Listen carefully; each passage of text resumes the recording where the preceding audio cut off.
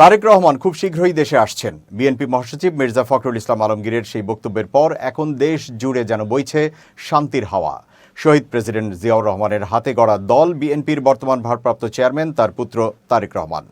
Fascist হাসিনার কারণে দীর্ঘদিন দেশে আসা হয়নি তার, তবে এখন সময় বদলেছে। স্বৈরাচার হাসিনা চোরের মতো লেজ গুটিয়ে পালিয়েছে।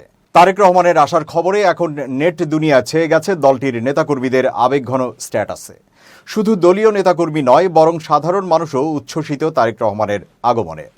নেটিজেনরা তারেক রহমানের আগমনের খবরে যেমন প্রশংসার জোয়ারে ভাসাচ্ছেন তাকে, তেমনি তার বাবা শহীদ প্রেসিডেন্ট জিয়াউর রহমানের সময়ে কর্মকাণ্ডের কথা স্মরণ করিয়ে দিয়ে তার বাবার পদাঙ্ক অনুসরণ করতে বলছেন।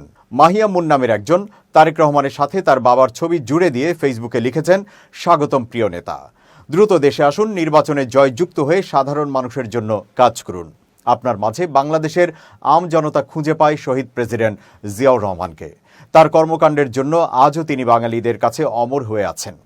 হৃদয়ে স্থান করে নিয়েছেন মানুষের জন্য কাজ করে। আশা করি আপনিও শহীদ প্রেসিডেন্ট জিয়াউর রহমানের মতোই দেশকে ভালোবাসবেন, দেশের মানুষের জন্য কাজ করবেন।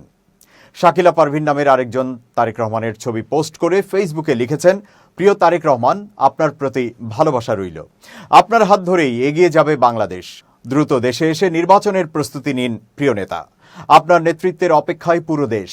আবুল কালাম নামের একজন আবেগ আপ্লুত হয়ে তারেক রহমানকে ঘিরে ফেসবুকে লিখেছেন, আমরা জানি স্বৈরাচার হাসিনা কি করেছে আপনার সাথে। দীর্ঘদিন মিথ্যা মামলার বেড়াজালে আটকে রেখেছে আপনাকে, দেশে আসতে দেয়নি কোনোভাবেই।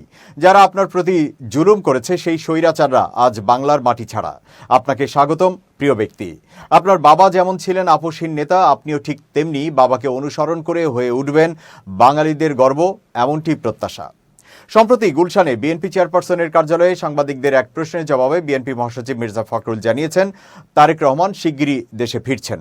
তবে কবে নাগাদ দেশে ফিরবেন তারেক রহমান তা নিশ্চিত করে বলেননি তিনি। তার এই খবরেই এখন দেশ জুড়ে চলছে আনন্দ জোয়ার। কোথাও কোথাও মিষ্টি বিতরণের খবরও পাওয়া গেছে ইতোমধ্যে।